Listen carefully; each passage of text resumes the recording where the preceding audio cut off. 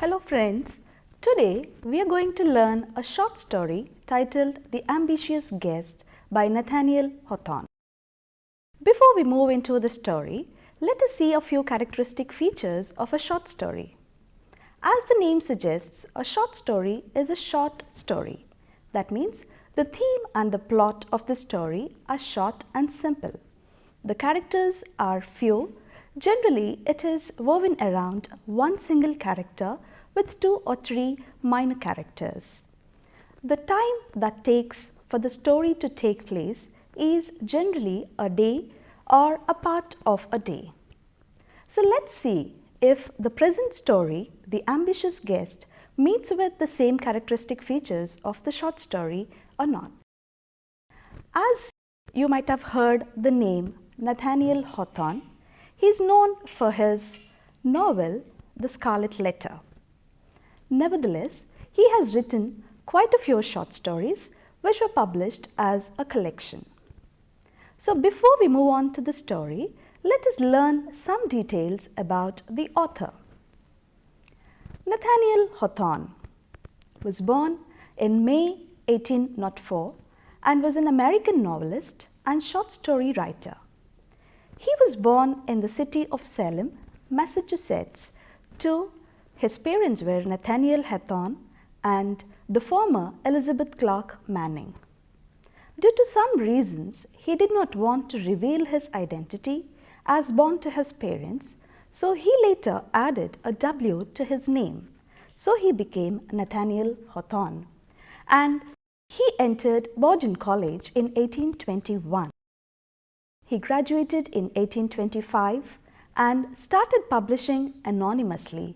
He did not reveal his name in the beginning when he wrote stories. Anonymous is when somebody is not known. So his first work was a novel titled Fanshawe. It was released in 1828. Later, he started publishing a lot of short stories in various periodicals, which he collected in 1837 as Twice Told Tales. The Scarlet Letter, the famous novel which he is known for, was published in 1850, followed by a succession of other novels. But even today, when you hear the name Nathaniel Hawthome, the first novel that comes to your mind is Scarlet Letter. Later, at the outset of the American Civil War, he traveled with William D. Ticknor to Washington, D.C. There, he met Abraham Lincoln and other notable figures, and he wrote his experiences in the essay chiefly about war matters, and it was published in the year 1862. While on a tour to the White Mountains, Hawthome died in his sleep on May 19, 1864, and was survived by his wife and 3 children. Now that is about a brief introduction to Nathaniel Hawthome. Let's have a brief introduction to our present story, The Ambitious Guest. When you hear the title Ambitious Guest, you must have surely thought of what the story would be. It would be about a guest. It would be about the guest being ambitious. So let's see who this guest was and how ambitious was he, and could he really reach his ambitions, meet his aims, and be successful in his life. The Ambitious Guest is a short story that was first published in the New England magazine in the June of 1835. It's better known for its publication later in the second volume of Twice Told Tales in 1841. That is where it got more popularity. The setting of the story is the north of White Hills, Massachusetts, and the period is early 1800s. So you should imagine how people would be, how their mental and thought process would be during that period, how they reacted to various things, and how they had various ambitions about their life, and how they expected what from the life is seen very clearly in the story. Though it is a simple short story, it has got a lot to learn and understand from the story. The plot is of domestic realism.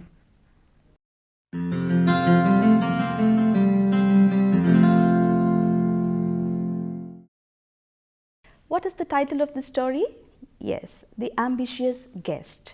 So as we thought, the story should have got to do something with the guest and also the guest being ambitious. So let's see what actually the ambitious guest has got to do. The story begins like this.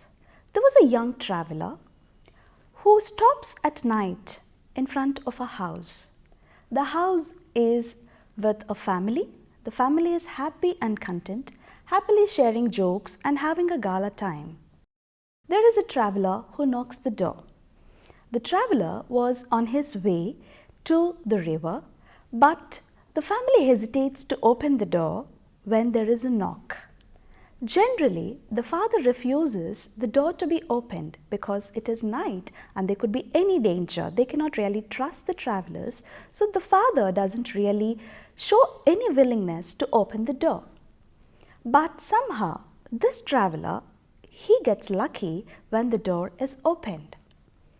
So, there are the sounds of the rocks falling down as the house is situated in the notch of the hills. There is every possibility that the rocks might as well fall on the house. So this is what makes the family feel a bit insecure. Nevertheless, they are very happy with their lives and they are assured that the rocks would never fall on their lives. But with the entrance of the guest, there definitely is a change in the very fate of the family members. The people in the house are assured and reassured by the father because he has made arrangements for a safe place in case there is any rock slide falling onto the house. That is only in case they have to move, but till date they have never had to move to any other place. When the guest talks about these sounds and the rocks and the slides falling down, then they really start giving a second thought. And there's also another interesting incident here. The visitor exchanges a look with the elder daughter of the family, but that was also a very friendly, casual look that he exchanges, and he has a very happy time with the family as well. The father expresses his wish for a more humble legacy, and the aged grandmother makes a request for her dying day. There are small kids at home. The little children extend their warmth to the visitor. They don't really feel that he is an unknown stranger, but they accept him very happily into the family. This itself is an example to show the family was happy and content with their lives, and not only that, they could also accept a stranger, a visitor on his way, a traveler on his way, happily into their family. Suddenly, they're alarmed. They're alarmed by the sound of a much larger avalanche. Avalanche is a flow of rocks falling down continuously without any break. So this raises a doubt of a fear in the minds of the visitor, which he transfers on to the family as well. The family was not afraid earlier. Though they had a number of slides earlier, the family was assured that they would not have to move from the house. But now with the entry of the guest and the influence that he makes on the people in the house, there is a change in their thought process, and they think that they should also move to a better place, to a safer place, so that they can save their lives, because the guest says there's no point in living if the life is not recognized. The life should be recognized by the people, and there should be something to be embarked on his grave after his death. That is what he wishes for, and he also induces this into the minds of the people in the family, and they also think that they should not die like this anonymously, without being recognized, without being noticed, but they should have something to leave behind after their death. This induction makes the family take a decision to move to a safer place, but the ambitions which he had spoken about remain unfulfilled, giving an ironic dimension to the title. And what that irony is, we shall see in the story further.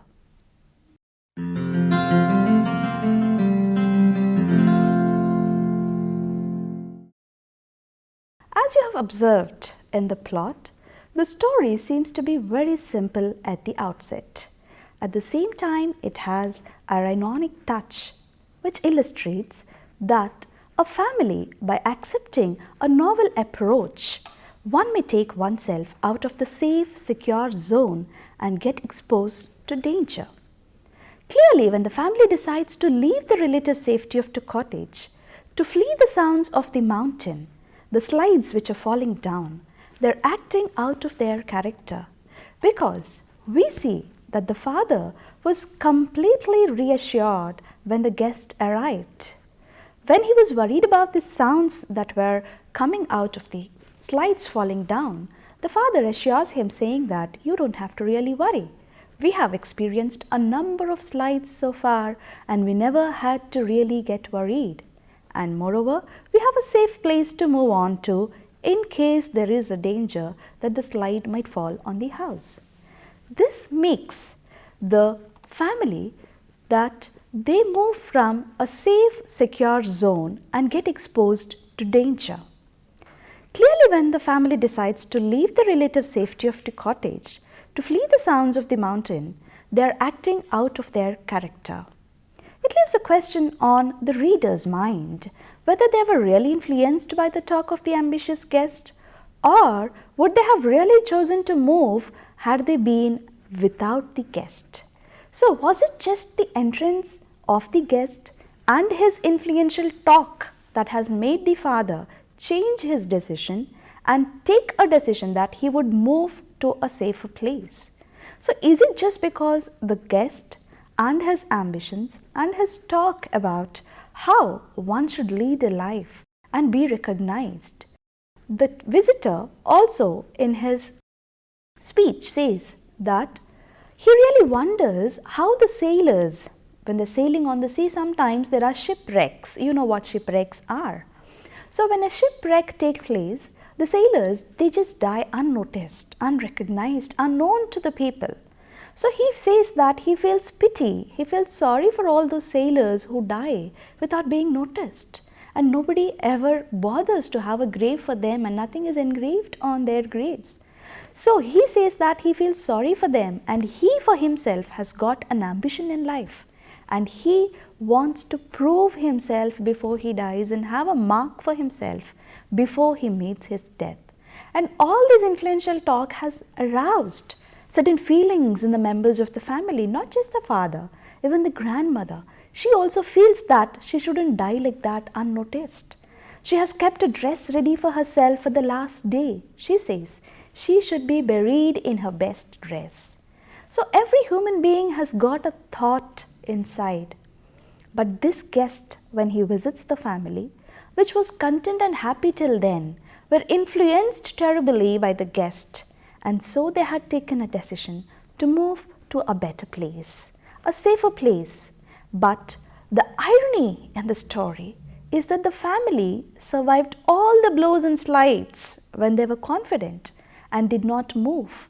But when the traveler talks about his ambitions, the family also gets aroused, gets motivated to move to a safer place. The twist in the story is, as long as they had confidence and they did not move from the place, they were safe, they were fine, nothing happened to them.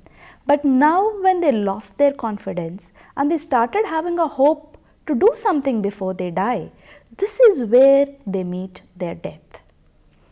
But unfortunately, they meet the death in an attempt of survival. They wanted to live, and this is where they met their death. That is the irony in the story. That is the twist towards the end. The concept of ambition is being commented upon by the author in all its ramifications. Ambition can be treated as contagious. It was spread, it was transformed from the guest to the family members.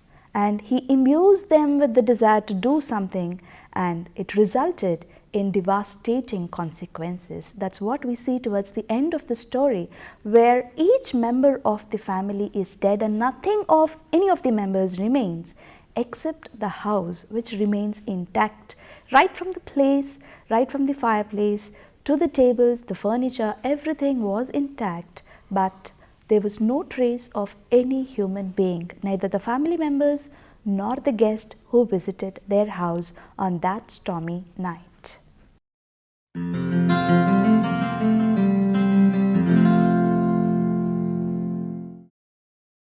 As discussed in the beginning, the short story has a simple theme and it's written in a simple style. What makes it complicated is our perception, how we look at the story, how much we comprehend and derive from the story is what makes it interesting.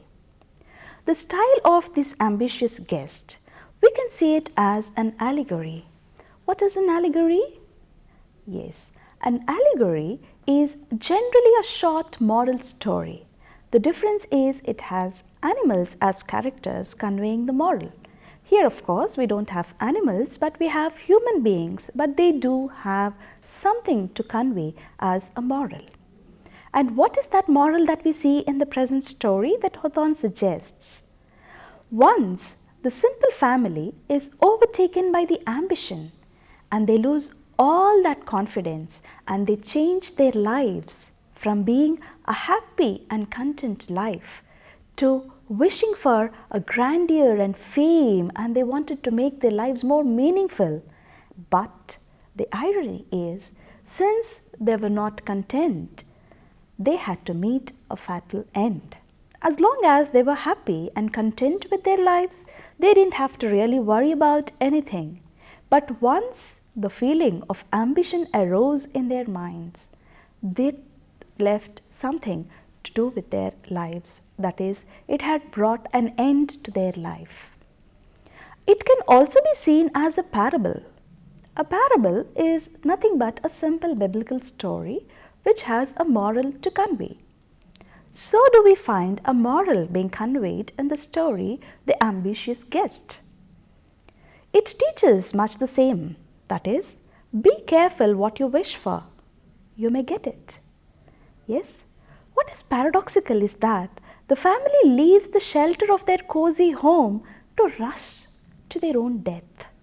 They were not running for their lives. They were in fact thinking that they were running for their lives, but it was death that was awaiting. Death was waiting for them and they had to meet. There's also an element of the Gothic in this tale as Hawthome weaves the stranger into the tale with the threatening weather and the sliding of the rock.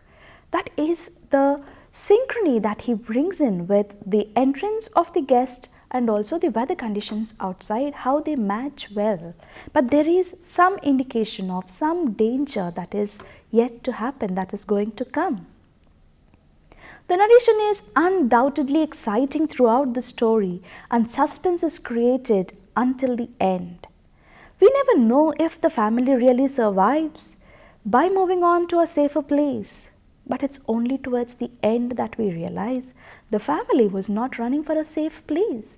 They were not running for their lives, but in fact it was the death that had brought out of that cozy cottage and they had to meet their death.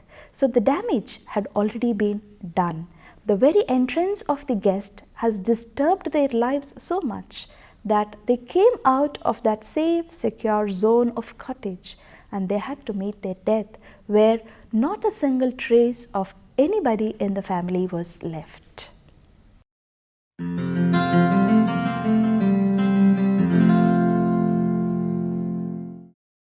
Now, what else is important in a short story?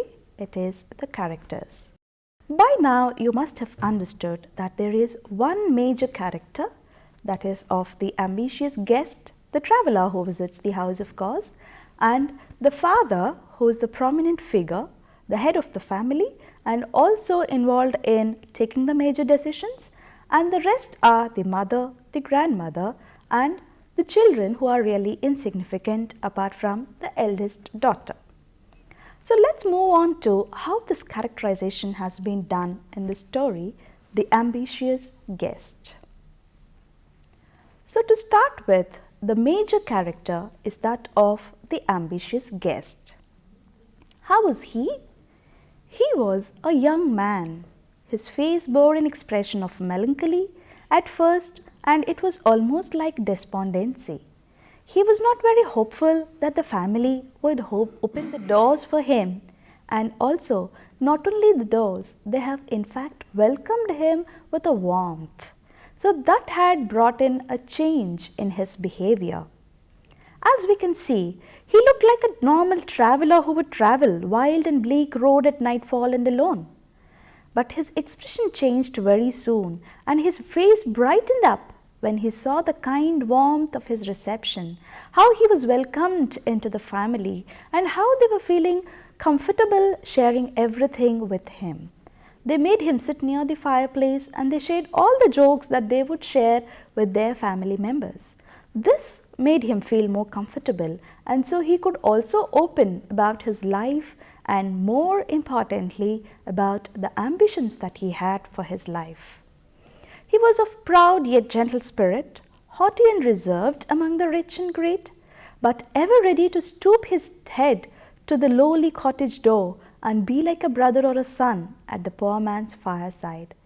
He felt his heart spring forward to meet them all, right from the old woman who was cleaning the chair with her apron, to the young children who extended their hands to him. He was very happy to meet him. The secret of the young man's character was a high and abstracted ambition. He could have borne to live an undistinguished life, but not to be forgotten in the grave. He must have not achieved anything so far, but the fact being that he doesn't want to die like that, he wants to do something before he died. He had a yearning desire that had been transformed to hope, and hope long cherished had become like certainty that obscurely as he journeyed now, a glory was to beam all his pathway. Though not perhaps while he was treading it, but when posterity should look back into the gloom of what was now the present, they would trace the brightness of his footsteps brightening as meaner glories faded, and confess that a gifted one had passed from his cradle to the tomb. People should remember and recognize him even after his death. That was his ambition, and he was so strong in believing his ambition that he almost felt that it would be certain. It seemed to be certainty to him. There was a continuous flow of natural emotion in the process of conversation which he had with the family members, and this also enabled the family to understand the sentiments of the young man, though they were so distant from their own thoughts. The beliefs that the young man had were so much different from what the family had thought, but nevertheless they had one thing in common, that was they had something to do before they meet their death. The character is very significant as the influence of the young man's talk has changed not only the thought process of the family members, but even their entire fate.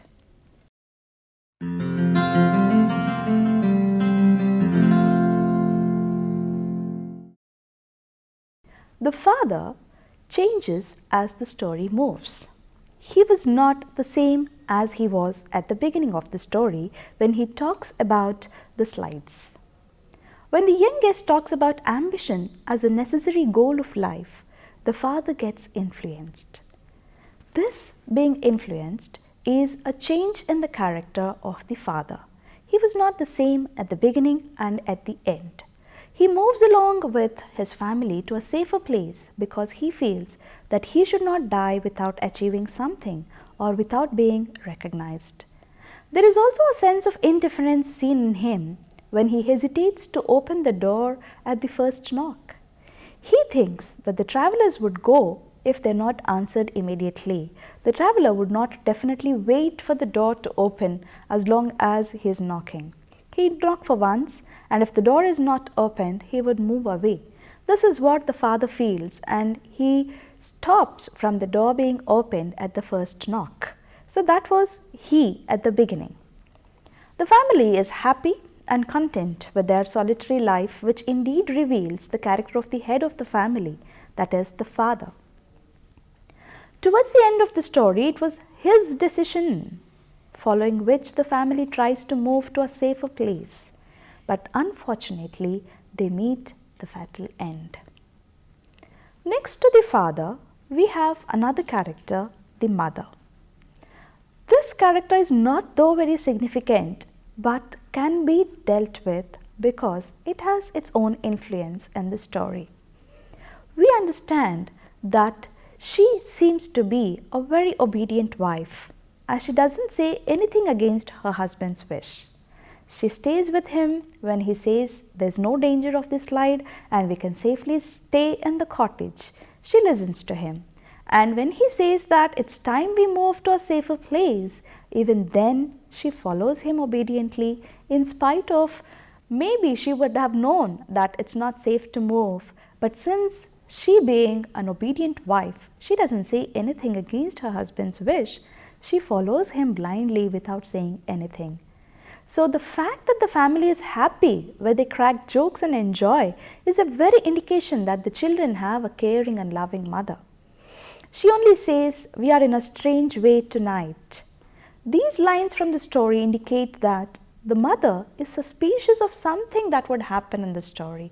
She was not able to reveal that something bad would happen, something fatal would happen, but she said that we are somehow in a strange feeling today. She was not able to express. But being an obedient wife, she just follows her husband. Now, apart from father and mother, we see that there is an elder daughter. She exchanges a warm look with the stranger, but nothing more than that. She just has an exchange of looks, and later when he sits at the fireplace, they have a happy talk. And then we have the aged grandmother. She is seen as somebody who sat knitting in the warmest place, and she was the image of a happiness grown old. Nevertheless, when the guest talks about his ambition, she too gets involved, and she says that she's got a dress for herself, which she would like to be worn when she is buried on the last day.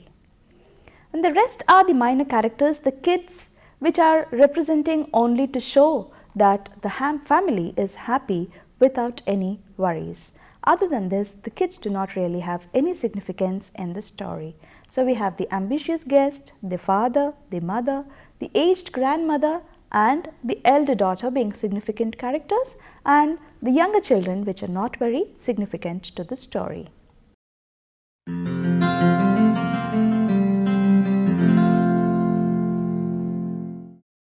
Now we move on to the conclusion. How we can conclude the story is, what makes the story interesting? Is it the final moments, or the interaction between the young man, the questions posed by their various aspirations, or their untimely demise? What makes it interesting? It's a combination of all these. It's not just one element that can make a story interesting. It's a combination of all these elements woven together as a simple short story. That's what we find in this, The Ambitious Guest. The family as a group represents the young man's character foil. While they are almost perfectly happy within their domestic unit and the community at large, the young man seems to be gloomy and dull because he is happy that he is not going to die. He was never prepared to die, but he always wanted to prove something before he died. So though he had melancholic expression at the beginning, it was almost like despondency, but later he seems to be enjoying the existence, he seems to be enjoying the interaction with the family members because he sees that they were very happy and content with their lives. They were not really worried. They in fact did not have any ambition at all. It was a happy, smooth life that they were leading. On the other hand, the guest had something else in his mind, and he was successful in being influential. He could influence all the members of the family with his talk. More importantly, the father, because he is the person who takes the decision, and he was successful in influencing him, and so he could make the family move out to a safer place. That's what they think. They're moving to a safer place. Unlike the family, is unhappy because his lofty dreams are as yet unfulfilled. The irony is that the family does become famous after death, but he remains unknown because the people who have seen the next morning that the house is intact, The fireplace is intact, the tables and the rest of the furniture, everything being in place, but the family missing. They all understand that they must have died in the crash the previous night. But the guest is unknown. Some people don't even know that there was a guest at the house. There were mixed reactions. Then some people believed that there was indeed a person who visited their house, and some people thought that there was nobody in fact who visited the house. So the irony is, where they wanted to survive, they had to meet the death. And the guest who wanted to be recognized and identified even after his death remains unknown even after his death. And the family who never had any such plans, any such hopes of being identified and recognized after their death, they became famous. So one would think that the traveler and the family would have nothing in common. But he quickly confesses all his fantastic desires to them, and they in turn confess their own, though their dreams are more practical and down to earth. He even forms a mutual attraction with the older daughter, as we see in the process of conversation. This scene is all the more touching because the reader knows they're all about to die. Just as in the real life incident, the house being the only character that remains intact at the end of the story, even after the natural disaster. It is a monument to perfect familial harmony and to the humble but happy individuals who inhabited it. There are many possibilities, and that is what makes the story so appealing. It haunts its readers, leading them to contemplate the ways of coincidence, God, and fate. Thus, in conclusion, we may say that destiny decides. Whether you accept it or not, there is something called destiny above all of us, and one has to accept it. How much ever one tries to escape the fate, there is no escape. So if you are destined to die, it could be either in your place where you think you are safe and secured, or at an outer place. Even if you think you are moving to a safer place, you may still have to meet your death as you are destined to. Now you can have a small assignment. Read various works of Nathaniel Hawthome and try to give a comparative study between how he wrote short stories and how you can compare his other stories with this story, The Ambitious Guest. Thank you.